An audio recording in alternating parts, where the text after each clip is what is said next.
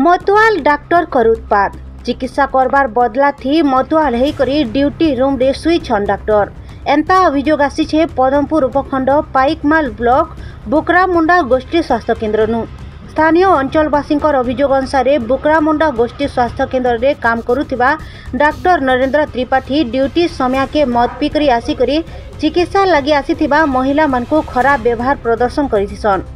Are रोगी चिकित्सा करबार बदला थी ड्यूटी रूम रे सुईथिसन। आर लोक एंता व्यवहार के बारण कले गालीगुलज भी करथिसन।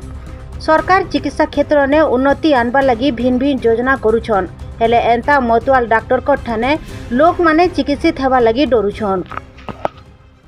आपण माने देखुथि हमें अछो गोष्ठी स्वास्थ्य केन्द्र बुकरामुंडा रे हमर इन गुटे डॉक्टर टे अछन नरेंद्र त्रिपाठी से बरगढ़ रो एसन सप्ताह का 2 दिन की 3 दिन एसन और जिते भी लेडीज आसुछन से मिसबिहेव करूछन सब लेडीज की बोले हमर डॉक्टर माने जदि लेडीज की जदि मिसबिहेव जदि करबे बोले चिकित्सा करबा ले की आसबा हमर गांव हॉस्पिटल ले सेति लागे हमें प्रशासन के अनुरोध करछु इतार ऊपर दृढ़ कार्यानुष्ठान ग्रहण करबे तुरंत ग्रहण करबे। धन्यवाद।